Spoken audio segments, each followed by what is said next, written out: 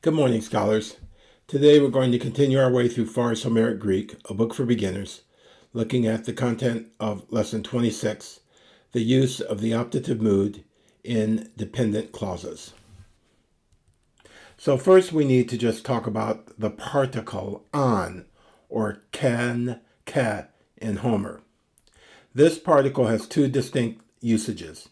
In independent clauses, it occurs with the past tenses of the indicative and with the optative, and it also occurs with the infinitive or the participle when these represent those same indicative or optative moods. And then most often it occurs in dependent clauses with the subjunctive. So generally speaking, on has the sense, when it's coupled with a past indicative, of being contrary to fact. So it will signal, if you had brought the money, we could have bought it right now. Or on with the subjunctive generally has the sense of generality. It says if ever something happened or whenever something happened, that on gives the ever sense. And we've already seen that the optative with on has the meaning of potential, so the notion of would or might. And so these are the general senses that on carries with these various moods: past indicative, subjunctive, or optative. Now, so first off, we have these things called final clauses. And final clauses denote purpose and are introduced by the conjunctions hina, hopos, or hos, in order that, equivalent to Latin ut, and negative hina me, hopos me, hos me, or me alone, lest, equivalent to Latin ne. So a final clause stands in opposition to tuto heneka or dia tuto. Tuto heneka means for this reason, dia tuto on account of the following: expressed or understood. So thus, in the sentence ekklesion tutu heneka sun egagon, hopos hupopneso, I have convened an assembly for this reason, that I may remind you. Here, tutu heneka could be omitted. So, a final clause denotes the reason why the action of the main clause has been taken. And so, when the main clause is followed with the purpose or final clause, and those are interchangeable terms, the final clause stands in the subjunctive after an introductory primary tense, and in the optative, sometimes the subjunctive, after a secondary tense. So let's remind ourselves of the primary and secondary tenses. So primary tenses express present or future time, and those tenses are the present, the perfect, the future, and the future perfect. Those are our primary tenses. Whereas the tenses that express past time are the imperfect, the pluperfect, and the aorist, and these are known as our secondary tenses. So the tendency is that you see optatives after secondary tenses and subjunctives after primary tenses. So that stands as well in these what are called object clauses. And so these are object clauses after verbs of effort, another place where you'll see the optative. So object clauses after verbs of effort are introduced by hopos, rarely by hos, Herodotus and Xenophon, and scarcely ever by hina. The negative is simple me. Verbs of effort includes verbs of taking pains or striving. So verbs like epimelumai, melemoi, meleto, fruro, pronoian echo, buleuomai, mekanomai, paraskuasdomai, protumumai, prato, pantapoio, pantapoiumai, spudasdo, etc. The same constructions follow certain verbs of will signifying to ask, to command, to entreat, to exhort, and to forbid, which commonly take the infinitive. So you can see this hupos plus your finite verb with verbs like aito, deomai, par angelo, hikateuo, dia or para keleuomai, and apagoreuo. So, object clauses after verbs of effort, these verbs we just talked about, take the future indicative with hopos after both primary and secondary tenses, but they can sometimes have the optative after secondary tenses. So you will see the optative after secondary tenses. So looking at these examples, epimelumai hopos tauta poese, I take care that he shall do this. And epimelumai hopos me tauta poiese, I take care that he shall not do this. In both those cases, you have a primary, that is present tense main verb, and so what follows is a future indicative. Whereas when you move to a secondary tense verb, epimelumein hopos tauta poiese, you can also have the alternative poiesoi, the optative. I took care that he should do this. Likewise, epimelumein hopos me tauta poiese, or alternative poiesoi, the optative. I took care that he should not do this.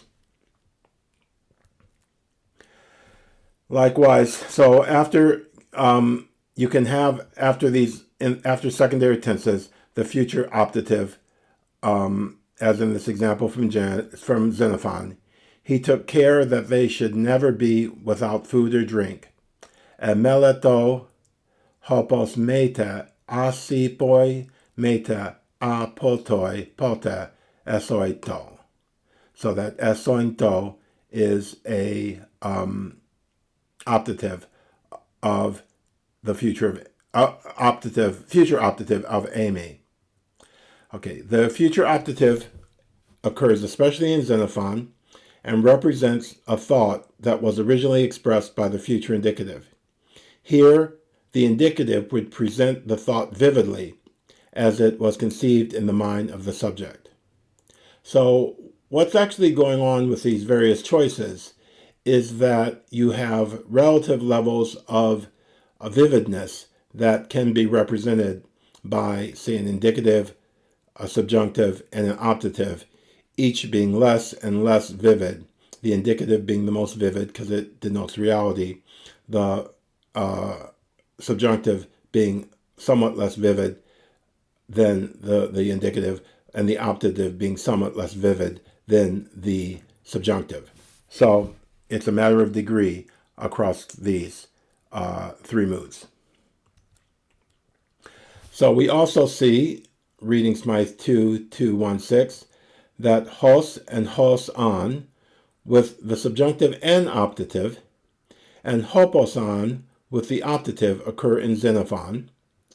Hos on and hopos on with the optative being used after both primary and secondary tenses. Herodotus will give you hopos on after secondary tenses as well. The optative with hos on and hopos on is a potential optative. So it's very often the case that these oblique moods, these subjunctives and optatives in subordinate clauses, independent clauses, they will just be carrying the meaning of the base meaning that they have in independent clauses. So this is often the case. So reading 2:217, after verbs meaning to consider, plan, try, hopos and hos with the subjunctive, with or without ke, or optative, is used by Homer, who does not employ the future indicative in object clauses denoting a purpose. So thus we have phrasdestai hopos ke ne steras tenei, Consider how thou mayest slay the suitors, of course from the Odyssey, and Pera hopos kende sein patrida Gaian hikeai. Try that thou mayest come to thy native land, again from the Odyssey.